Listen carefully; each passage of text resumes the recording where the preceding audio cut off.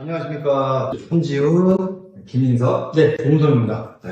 오늘 제가 이렇게 또 찾아뵙게 된 이유는 대선이 이제 됐습니다. 대선이 됐기 때문에 2025년 하반기의 부동산 전망이랑 저희가 조심스러웠던 정책, 확정이 아니었기 때문에 향후 어느 정도 가닥이 나오지 않습니까? 그래서 그런 거에 대해서 토론하는 시간을 가보도록 하겠습니다. 이재명 대통령이 당선이 됐고, 네. 오늘 취임식도 끝났습니다. 근데 아직 부동산 정책이 확실하게 나온 건 아니에요. 이제 공약을 보고 저희가 조금 예상을 해볼 수 있을 것 같고, 대선을 앞두고 관방세로 있던 수요자분들이 어떻게 움직이실지 좀 얘기를 해볼 필요가 있을 것 같습니다. 당선인의 공약을 보면서 디테일하게 들어가는 것도 굉장히 좋다고 생각을 하는데, 그 전에 이제 어떻게 보면 급격하게 치러진 대선이잖아요. 그러니까 대선 후보의 공약이 디테일할 수는 없다라고 생각을 해요. 그래서 기존의 대선 전후를 좀 비교해서 설명하는 것도 나쁘지 않다고 봅니다.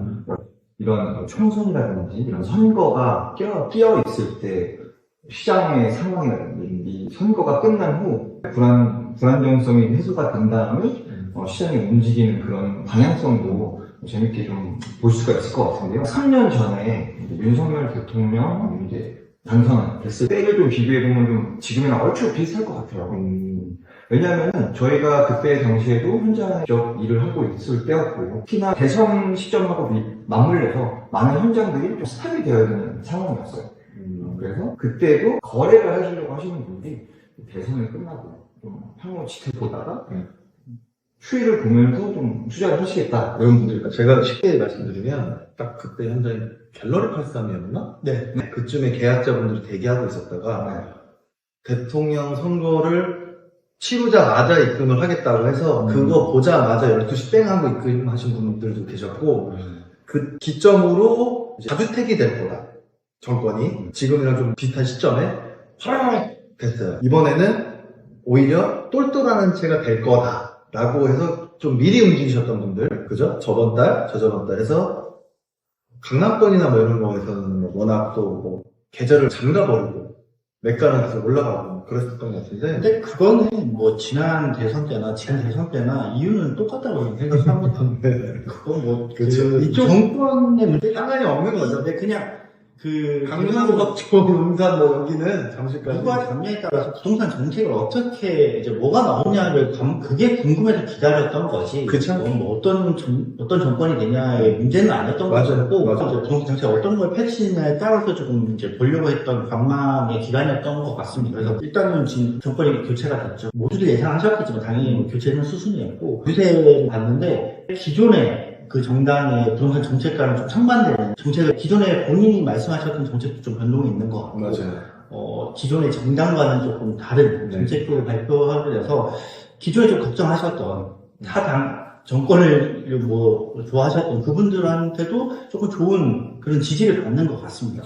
네. 부동산 쪽이 좀 잠길 거다, 풀 거다 하는데 좀 열어놓는 상태로 생각들이 좀 나오는 분들이 있어요. 전반적으로 크게 보면 이제 규제 완화를 하겠다는 부분이고, 예전처럼 규제를 심하게 해서 이걸 뭐 잡겠다 이런 건 좀 버리신 것 같아요. 맞아요. 해봄이 안 되는 것 같다 이거는. 왜냐면은 전 정권, 그리고 전 정권에서도 부동산을 어떤 정부가 규제를 해서 개입을 해서 실패라고 대부분 보고 있거든요. 그리고 그 벼락거지라는 말이 생겼어요.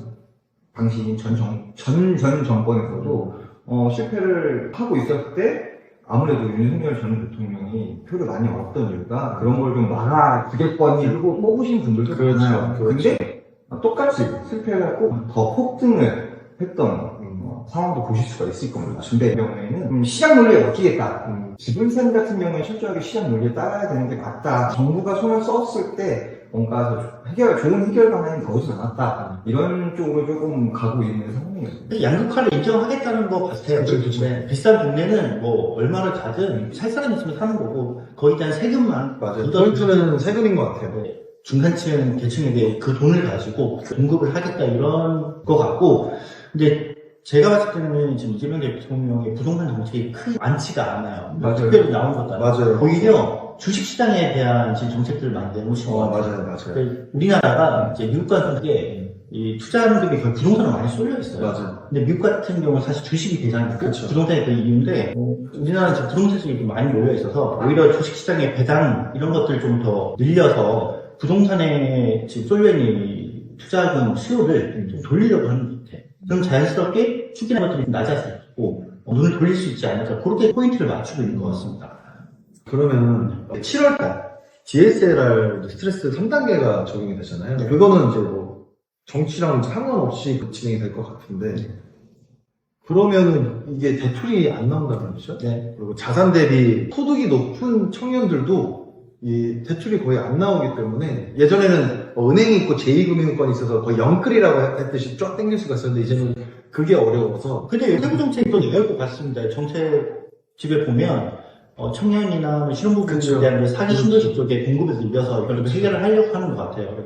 세부적인 내용이 또 나오겠죠. 전 정권까지 가는 거는 사기 신도시보다는 좀 일기 신도시를 다시 재개발하려는 쪽으로 좀 포인트가 맞춰져 있는 것 같아서 그런 것 때문에 일기 신도시의 재개발이라든지 네. 이런 것 때문에 자기 신도시의 공약과 좀 맞물려서 이뤄갈 수 없는 거 아니냐 이런 우려들도 많죠. 그렇죠. 공급이 모자라니까 어떻게든 풀어나가려면은 뭐 맞아요. 단기라든지 일기의 재건축이라든지 뭐. 그러니까 이재명 대표가 당선인께서 말씀하시기를 가격이 올라가는 거는 이제 시장 논리에 먹히겠지만 공급으로서 이거 좀 풀어내겠다라는 그렇죠. 말씀을 하셨는데 좋은 방향성인 것 같아요. 뭐 우리가 지금 하고 있는 하이엔드 현장들도 가격이 충분부지로 섰고 그걸 또 사는 사람이 있고 거래가 된다는 것 자체는 그만큼 수요 공급에 맞물려 있기 때문에 공급이 많아져야지 실질적으로 우리가 거주한다는 공간들이 많아져야지 서민들의 그런 주택 공급이라든지 가격이 좀 잡힌다고 보거든요. 근데 그 부분에 대해서 조금 걱정되는 부분은 저는 사실 있습니다. 일단 소시내 공급이 많아져야 되는데 이거는 용적률 제한과 재건축 재개발에 대해서 이제 규제를 안 막겠다. 이건 말씀을 하셨기 때문에 좀 해소가 된 것 같아요.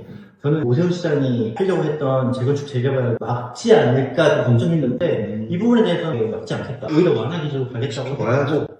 그래서 물론 지켜봐야 되겠지만 어쨌든 지금까지 나온 발표로 봐서는 그런 기조인 것 같고 이제 수도권의 신도시라든지 나오는 부분에 제가 걱정되는 포인트는 이겁니다. 워딩을 하면 고품질의 정부가 주도하는 공공임대를 늘리겠다. 그렇죠. 근데 제가 늘 방송에 얘기를 하지만 고품질의 공공임대가 나오면 이제 이미지가 바뀌긴 하겠지만 현재까지는 공공주택 LHSH 아파트가 이미지가 좋지가 않습니다. 그러니까 그런 거예요. 공공주택과 고품질을 네. 맞물릴 수가 없는 거죠. 그렇죠. 시도는 해봐야 되겠죠. 이제 그렇게 된다고만 하면 더할 나위는 없을 것 같습니다. 좋은 방향으로 가고 네, 있는 않는데 네. 이 현실화 가능성이 그렇죠. 있느냐 없느냐 그 차이가 없고 이게 옛날에 이제 주공 아파트가 이렇게 많이 좋았잖아요. 되게 넓게 나오고 최신식으로 나왔는데 이제는 브랜드화됐던 건설사들이 있다 보니 다산의 가치 시장성에서 아까 말씀하신 대로 이렇게 될 것 같긴 하네요. 주공 아파트 같은 경우는 정부 정부 주거하에 나오는 거니까 나쁘게 나올 수가 없어요. 입지 자체도 굉장히 좋았고 그래서 우리 지금까지도 장실 주공이라든지 이런 데 주공 아파트가 기본적으로 예전에는 입지가 좋은 데가 굉장히 많았거든요. 개발 지금은 그게 조금 힘든 게 사실이다. 이런 말이 있습니다. 다주택이 악당이다.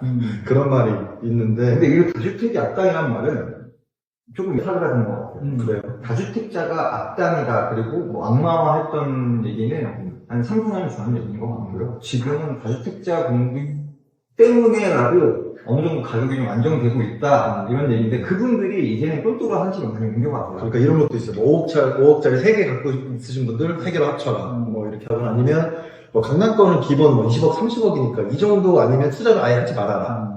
거의 약간 좀 다른 유튜버 분들도 이렇게 좀 이제 말씀을 하고 계시는데 아까 저희가 얘기하면서 제가 너무 힘들다 그랬더니 부자분들 엄청 많다고 얘기해 주셨잖아요. 어떤지 좀 양극화의 또 이 부자 카테고리를 어떻게들 좀 하시는지 좀 말씀 좀 해주세요. 한참 불안했을 시기에는 이제 해외 투자로 눈을 돌렸던 분도 많습니다. 네, 그렇죠. 두바이도 있고, 뭐, 미국 쪽에도 이제 부동산도 많은데, 오히려 지금 서울권에 최근에 이제 외국인들의 매수세가 엄청 셌는데, 저희가 알고 있는 건 사실 중국 분들이 되게 부자를 했는데, 어제 기사를 보니까 미국 분들이 상당히 많더라고요. 네, 그 미국 분들이 상당히 많이 매수세가 센 걸 보고, 저희 고객들도 다시 조금 눈을 많이 다시 또 하는 것 같아요. 돌아오시는데 네, 많이들 이제 문의도 많이 들어왔고 토호가 제외한 송도부 지역이라든지 그리고 토호가 제외인 상품들 좀 있잖아요. 이런 상품들 위주로 다시 좀 그쵸. 뭐, 강북 그란츠도 뭐, 그죠? 네. 다시 재판가 돼서. 네. 그리고 내국도이나 소셜웨이 러프하우스도 며칠 전에 확인해보면 60% 계약이 됐더라고요. 네. 그런 거 봐서도 뭐 저희 것도 문의가 있고 하는 거 보면 크게 뭐 그렇게 영향을 받는 것 같지는 않습니다. 네. 진짜 있는 분들은 똘똘한 한치가 아니라 뭐 전역 명의, 뭐 증여 목적도 있고 그쵸. 여러 가지 목적이 예전처럼 또 원래 했던. 저는 이 양극화를 어느 시점에서 어느 관점으로 받아보느냐가 중요할 거라고 생각을 해요. 있는 그 아까도 말씀드렸던 뭐 우리나라에 부자가 많다, 진짜 많더라라고 했던 그 사람들의 시각으로 봤을 때는 아직 양극화는 안 왔다라고 그냥 맞아요. 근데 우리가 지금 이렇게 얘기하고 있는 저희가 뭐 살고 있는 아파트들이나 집들 같은 경우가 뭐 비싸봤자 뭐 10억 요거 산 사람들 뭐 저도 뭐 대표님도 그렇고 대표님도 그렇고 다들 이제 뭐 4, 5억대, 5, 6억대 이런 집들에 살고 있는데 무주택입니다.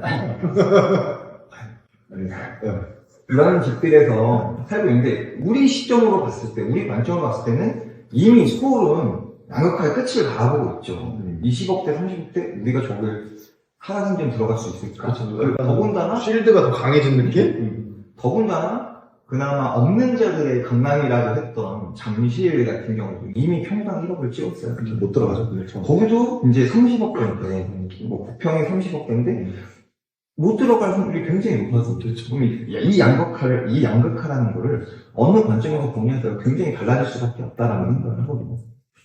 그리고 규제는 당분간 좀 힘들 것 같습니다. 네, 내년에 또 선거가 있기 때문에 지금 하고 싶어도 지금 당장은 규제를 하기 좀 힘들 거라고 생각을 하고 정책을 펼치기 좀 힘들 것 같고 그리고 이제 공부를 늘린다고는 했지만 이제 당선인이 되셨어요. 준비를 하고 하는 데에서 또 시간이 걸릴 겁니다. 당분간 공급 부족은 계속 될 거예요. 제가 볼 때는 당선인께서 우선적으로 해야 될 거는 부동산을 잡는 것보다는 민생 안정. 맞아. 경기 부양입니다. 경기 부양이기 때문에 다른 정책들이 먼저 쏟아질 겁니다. 그래서 기존 부동산 정책은 기존의 기조를 유지하되 어느 정도 경기 부양이 되면 그 후에 뭔가 좀 될 거라고 생각을 하고 있어요. 이제 단기적으로 좀 저희가 뭐 전반적인 건 이런 생각들이고 단기적으로 그냥 저희가 어차피 부동산에 대해서 얘기를 하려고 방송을 킨 거기 때문에 장기적인 시세는 어떻게 보시는지 한번 얘기를 해보는 게 좋을 것 같아요. 저는 일단은 불안 요소인 이 선거가 끝났기 때문에 토가 엮인 강남 3구 그리고 용산까지는 이 똘똘한 한치 기조 때문에 그냥 뭐 더없이 올라가요. 지금 매물을 잠궈두었던 그리고 혹은 거래를 하려고 막 준비를 했었던 분들도 다시 걷어들이고 막 잠궜는데 이제는 눈치 보지 않고 호가 올려서 거래를 좀 활발하게 할 것 같은 느낌이 들어요. 왜냐면은 3년 전에도 동일한 사이클. 그렇죠. 맞아. 저는 서울 시내권 최근에 보면 이제 강남 3구 용산이 코어가에 바뀌면서 거기는 계속 더 올라가고 있는데 번져서 지금 성동구, 마포까지 계속 신고점을 찍고 있어요. 제일 놀랬던 거는 강동구에 강동구에 고덕동이 있는데 거기가 8세 타입, 그러니까 9평이라고 하는 8세 타입이 20억을 넘었어요. 정말 놀랐습니다. 오히려 청동보다 접근성은 더 떨어진다고 생각을 했던 그 강동의 고덕동이 20억이 넘었다는 거는 풍선 효과가 주는 게 너무 대단해졌다. 강남이나 용산에 올라간 가격이 너무 급격히 많이 올랐기 때문에 우리 이제 주변 강동이나 마포, 성동구 쪽이 오히려 이제 가격이 낮아 보이니까 이제 그쪽으로 좀 옮겨 가시는 것 같아요. 투자 수요들이. 당분간은 이제 공급이 당장 될 수는 없는 부분이기 때문에 서울권 내 아파트 가격들은 급격하게 올라가지는 않더라도 조금씩 우상향은 당분간 유지가 될 것 같다. 저는 그렇게 생각합니다. 이 서울 시내뿐만 아니라 수도권에 있는 과밀 구역들도 저는 좀 그렇게 생각을 해요. 왜냐면 3, 4년 전에 3기 신도시 한창 발표 나오고 했을 때 3기 신도시의 분양가가 8억, 9억 될 거다. 왜냐면 그때 당시만 해도 토지 보상도 잘 이루어지지 않고 3기 신도시 부지만 선정이 되어 있는 상태거든요. 그래서 사전청약 하고 당첨되는 분들은 좋다고만 하고 했었거든요. 근데 저도 그 내용을 받았을 때 3기 신도시 분양가가 이게 8억 나고? 이랬을 때 야 이거 잘 될까? 이럴 느낌이었단 말이에요. 근데 지금 이 3기 신도시를 떠나서 새롭게 나오는 아파트 단지들이 이미 뭐 7억대, 8억대 이렇게 찍히고 있어요. 물가가 엄청 치솟았어요. 되게 물가가 치솟았고 그때 당시 인플레이션 자체가 굉장히 가파랐단 말이에요. 그때 당시 아파트가 주변 한 5억대 그죠? 비싸면 5억대였고 괜찮다 싶은 데가 내가 줬으니까. 중반에서 후반 정도 됐습니다. 그래서 제가 좀 말씀드리면 이제 서울 권역 말고 제가 인천이라든지 뭐 남양주라든지 뭐 경기권을 좀 돌았는데 생각보다 대선 전에 뭐 분양권에 대한 그런 것들도 계약이 되게 많이 이루어지고 있었고 생각보다 경기 침체하고 어렵다고 했는데 지역의 대장 아파트들을 가시려는 분들 조금 빠른 움직임들을 움직였던 것 같고 제 개인적인 생각에는 7월에 그 DSL 나오기 전에 이번 달 안에 조금 생산을 보셔야 아니면 그대로 계셔야 아니면 공급이 없는 미분양 분양권을 다시금 좀 살펴보셔야 근데 이게 또 오해가 있는 게 DSR 3단계 적용이 되는 거는 6월 30일 이전에 공고 나오는 이제 신규 분양권들은 2단계로 적용이 됩니다. 그렇죠. 그래서 움직이려고 하시는 분들은 또 3단계 적용되니까 못 살 거야 이렇게 생각하지 마시고 일단은 여기가 DSR 2단계로 적용이 되는 단지인지 한번 확인을 해보시고 그래서 최근에 결 건수가 많이 는 것 같아요. 경기가 어렵잖아요. 자영업자분은 특히나 많이 힘듭니다. 돈이 없다 하는데 저는 이제 사소에서 늘 말씀드리지만 돈이 없는 게 맞냐. 그냥 물가가 뭐 올라가니까 그냥 뭐 푸념으로 살기 힘들다 하지만 우리나라 해외여행 계획 수는 점점 더 늘어나고 있고 우리나라 뭐 공항은 터져나가고 근데 이것도 봐야 될 것 같아요. 물가 때문에 저는 그렇고 우리나라에서 뭐 제주도 여행이나 아니면 강원도 여행을 갔을 때 똑같이 100만 원을 쓴다는 거예요. 근데 그게 만족도가 동남아를 가가지고 100만 원 쓰는 거랑 다르거든요. 일단은 물가 자체가 너무 올랐기 때문에 뭐 나가서 4인 가족이 뭐 외식 한번 한다 그러면 10만 원이나 훌쩍 넘어요. 근데 동남아나 뭐 이런 쪽으로 여행 가시면은 뭐 한 끼에 뭐 4만 원, 5만 원 비싸봤자 그 정도 선이니까 그것 때문이라도 나가시는 것 같거든요. 그리고 이 방송을 이제 부동산에 관심 있고 보시는 분들은 정말 내가 지금 당장 먹고 살기 힘들면 이런 방송 안 보세요. 내가 어떻게든 연끌을 하든 지금 있는 그 자금을 가지고 어떻게든 뭔가를 해보시려고 이제 도움을 얻기 위해서 이런 방송을 찾아보시는 분들이라 이런 방송을 찾아보는 것도 양극화 때문에 그렇습니다. 맞아요. 밑에 있는 관점에서 보고 싶지 않은 거야. 위쪽에 있는 관점으로 가기 위해서 이런 방송을 찾아보시고 재테크도 하시고 뭐 어디로 가야 되는 투자 수단도 마련을 해보시고 제가 이제 밑에 있는 입장으로서 화만 나서요 악플을 달게 되고 그거 다 이해합니다. 저도 어느 순간 보다 보면 이제 넘사벽으로 가다 보니까 너무 나도 살고 싶죠. 한남 더일이나 이쪽 한남동 살고 싶어요. 너무 좋아요. 근데 사다리 자체가 없으니까 어떻게 해야 될지 막 이런 부분. 그러면 양극화에 지금 합인 파크사이드 얘기 한번 할까요? 파크사이드가 작은 거예요. 현재로서 이제는 아닌 것 앞으로 같습니다. 나올 이제 평당 2억인데요? 홍 대표님께서 말씀하시는 거는 청약으로 나오는 것 그쵸, 중에서는 그쵸. 합의지 않느냐.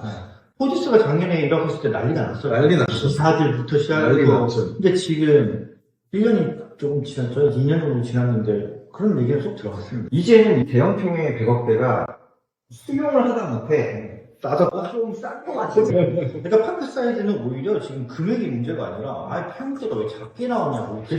오히려 고객님들이 네.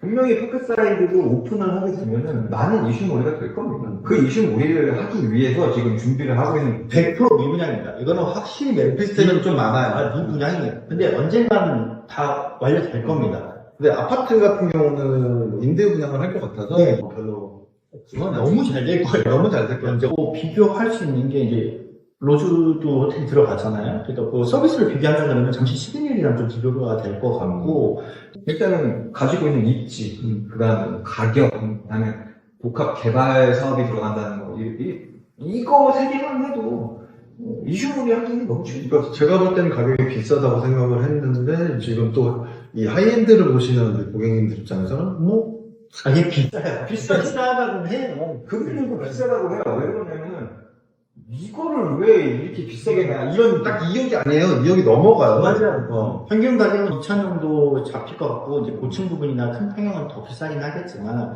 물론 그 자랑가분들도 비싸다고 하십니다. 하지만 이게 저희는 느낌을 알잖아요. 비싸도 그래도 선택을 할 현장인지 이게 정리가 되면 피가 붙어버릴 것 같아서 그렇게 투자 접근 수요가 꽤 있으니까 사실 네. 보시는 것도 있겠지만 오피스텔은 좀 기간이 걸리고 어렵게 진행될 지연점 이제 아파트 현장은 나오면 빠르게 소진이 될 것 같고. 기본적으로 아파트 같은 경우는 대형 평형이 위주로 네, 네. 되고 그다음에 노주도 호텔이 들어가기 때문에 그걸 누리시기 위해서 들어가시는 분이 많아요. 그렇죠. 지금 갤러리가 오픈을 안 했는데 보고 오신 분의 관계자에 따르면 꽤나 평면으로 잘 나왔다고 해요. 가족법인에서 이제 뭐 그냥 이쪽으로 뭐 하실 수도 있는 부분이 있고. 뭐 가격 빼고는 뭐 다 좋으니까요, 사실. 근데 이 가격도 우리가 봐야 돼요. 근데 이게 입주 시점에 이걸 이해를 하느냐 못하느냐 이 차이거든. 지금은 뭐 아무리 비싸다고 떠들어봤자 그 시점이 돼야지 또 갈 수 있는 거니까. 아무튼 박사에 그렇습니다. 아파트 사이는 그래서 이래나 저래나 이슈가 될 수밖에 없는 현장이다. 오늘 얘기했던 것좀 정리를 해보자면 네. 이제 이재명 대통령 시절 취임을 하셨으니까 걱정하셨던 것보다 규제나 다주택자들에 대한 그런 규제가 안 할 거라고 발표를 하셨고 재건축 재개발도 계속 유지를 하면서 공급을 좀 늘리는 쪽으로 그리고 부동산의 양극화는 인정을 하고 시장 상황에 맡기겠다 이런 기조로 지금 발표가 되어 있기 때문에 당선 정부가 흐는 크게 바뀔 것 같지는 않습니다. 저는 좋은 게 인식의 변화인 것 같아요. 정부에서는 하이엔드 주택들에 안 좋은 프레임을 씌우기가 먼저였다면 이재명 대통령 같은 경우에는 일단 그건 어쩔 수 없다 하는 인식의 변화를 하려고 노력을 한다. 여기서부터가 출발점인 것 같아요. 네. 다름을 인정을 하고 우리가 중요한 거는 이 가격을 잡는 게 아니라 공급을 늘려줘서 좀 더 쾌적한 주거 환경을 제공하는 거다. 이거부터가 되게 좋은 변화라고. 이게 맞는 것 같아요.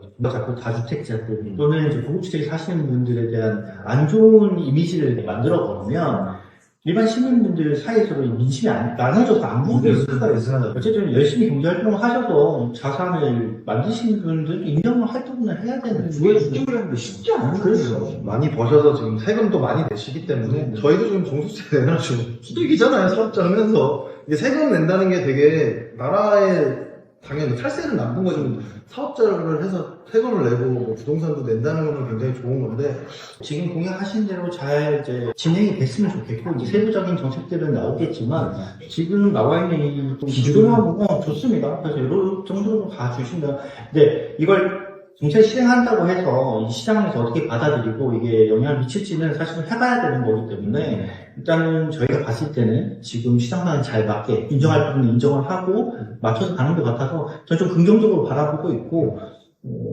하지만 저희가 이제 말씀하셨다시피 당분간의 공급은 힘들기 때문에 서울 수도권 내에 상승은 막을 수는 없을 것 같다. 이게 결론인 것 같습니다. 마지막 말씀 있으세요? 정리할까요? 네. 저는 이제 이렇게 대선 오늘 딱 되고 나서 이렇게 급하게 만나서 얘기를 하다 보니까 이것저것 좋은 이야기들 많이 들었고 부동산 아까 말씀한 것처럼 상승이나 이런 것도 공급은 한정돼 있고 해서 이제는 좀 우리나라도 경기가 너무 자영업자들 다 힘들어서 경기가 좀 좋아져서 다들 좀 먹고 살았으면 좋겠습니다. 네. 이렇게 이제 정보 이렇게 전달드리면서 이제 구독이랑 댓글 잘 부탁드리고요. 인사를 해야겠습니다. 네. 하나, 둘, 셋. 감사합니다.